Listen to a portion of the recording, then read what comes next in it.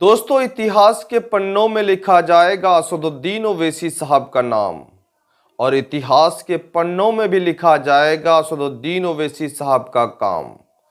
तमाम तर सेकुलर पार्टियों को चुनौती देते हुए असदुद्दीन ओवैसी साहब ने लगाए लोकसभा में बाबरी मस्जिद जिंदाबाद के नारे। असदुद्दीन ओवैसी साहब ने बेखौफ होकर वहां पर बाबरी मस्जिद के ऊपर दी प्रतिक्रिया। इस वक्त आप देख रहे हैं द मैसेज न्यूज, आपका दोस्त मैं नवेद आलम। दोस्तों, असदुद्दीन ओवैसी साहब फिर आज चर्चे पर हैं और सुर्खियों पर भी हैं। लगातार अपने कामों से जानते हैं, लेकिन आज खास असदुद्दीन ओवैसी साहब ने लोकसभा बजट सत्र के दौरान बाबरी मस्जिद को लेकर बातचीत की, और बाबरी मस्जिद को लेकर उन्होंने कानून के दायरे में रखकर और पूरे पुख्ता सबूत के साथ बातचीत की। वहां पर जमकर उन्होंने नारे लगाए, बाबरी मस्जिद जिंदाबाद। तमाम तर सेकुलर पार्टियां खामोश। असदुद्दीन ओवैसी साहब आपकी रहनुमाई कर रहे हैं, यानी मुसलमानों की मुद्दे की बात असदुद्दीन ओवैसी साहब उठा रहे हैं। ये बताओ, बैरिस्टर असदुद्दीन ओवैसी को रहने दो हैदराबाद में, अब्दुल इमाम का भी अभी नाम मत लो। ये बताओ, बिहार में जादव का लीडर कौन? लालू प्रसाद। आवाज से बोलो। पासवान का लीडर चिराग पासवान। मल्ला का लीडर मुकेश सहनी। माजी का लीडर माजी जितना माजी। अब तुम्हारा लीडर कोई नहीं, लापता। जुम्मन अब्दुल। सुनो, चौराहे के उस बच्चे का जो हाल था वो हमारा हाल है कि नहीं मेरे दोस्तों? कुर्बान जाओ, मैं इस बात कहता हूँ। कल तक हम राजद में भी थे, कांग्रेस में भी थे कुछ लोग हमारे। कल क्यों थे? मेरी बेटियां हैं यहाँ पर। एक औरत के 10-12 साल तक बच्चे न हो तो अड़ोसन पड़ोसन के बच्चे को गोद में लेती है, भाई के बच्चे को, बहन के बच्चे को भीख मांगने आती है कोई को थोड़ी देर, तो अपने उसके बच्चे को भी गोद में ले लेती है। नहीं तो बिल्ली के बच्चे को, कुत्ते को बच्चे को लेकर सहलाती है। लेकिन अगर 12 बरस के बाद एक चांद सी औलाद उसके गोद में अल्लाह दे दे तो बोलो, उसकी पेशानी चूमेगा या दूसरे के बच्चे को गोद में लेगा? उसकी पेशानी चुमेगी ना।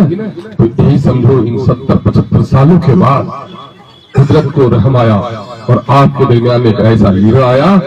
अगर दूसरी कौम में वो लीडर जन्म लेता तो लोग शायद से भगवान कहते, लेकिन हमारे और आपके मिल्लत पड़ोसियों से क्या कहा है? बीजेपी का एजेंट है। आप क्या कहते हो उसे? मैं भी कहा कई जगह, कल भी मैं पटने में था, मैंने कहा कौन बेशरम है लोग बीजेपी का एजेंट कहते हैं। मेरे रूबरू करा दो, देखे गैरत है उसकी, हम आगे दूध पिलाया है तो मैं जवाब देता हूँ।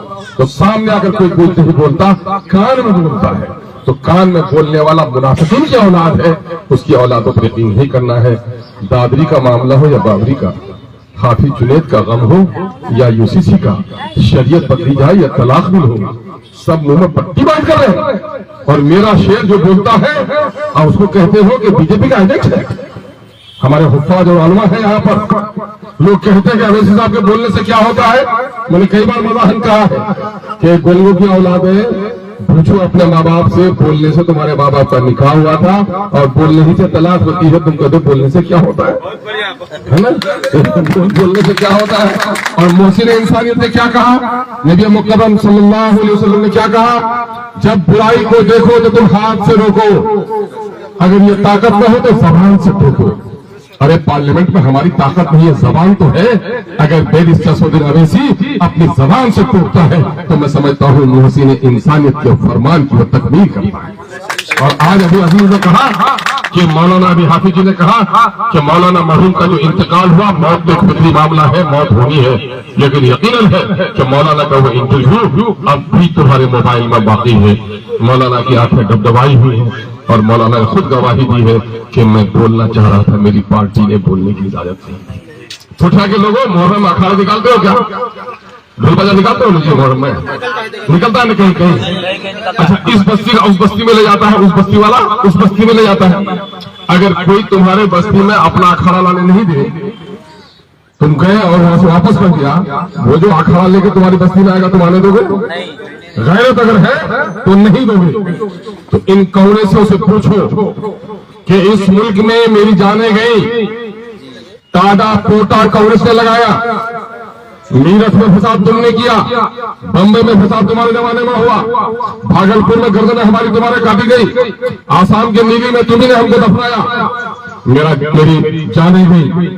तुमने मुरादाबाद के बर्तन की सनत हमारी बर्बाद कर दी, तुमने भिवंडी के कपड़े की सनत हमारी बर्बाद कर दी, तुमने हमारे रेशमी कपड़ों की जो हमारी सनत थी भागलपुर में कांग्रेस के जमाने में नेस्तो नाबूद किया गया। तो मेरे जान का भी नुकसान, मेरे माल का भी नुकसान, और मेरे बाबरी मस्जिद में ताला तुमने लगाया, मूर्ति तुम्हें बैठाई।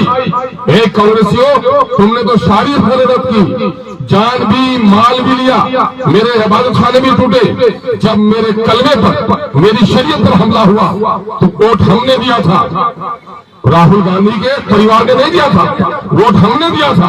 और मेरा एक आलिम दीन, चाहे उसका मसलब कोई भी हो, लेकिन जब वो पार्लियामेंट में बोलना चाह रहा था, अल्लाह ने तफक्कुर दीन दिया था। मैंने देखा है कि अहले सुन्नत के उलमा के साथ भी उनको बैठते हुए मिल्ली मसाइल में, हमारे मसलक अलग हो सकते हैं, हम सबका दीन एक है, और दीन पर हमला हुआ जब हमारा आलिम दीन बोलना चाहा। यही कांग्रेस पार्टी हो जिसने बोलने की इजाजत नहीं दी।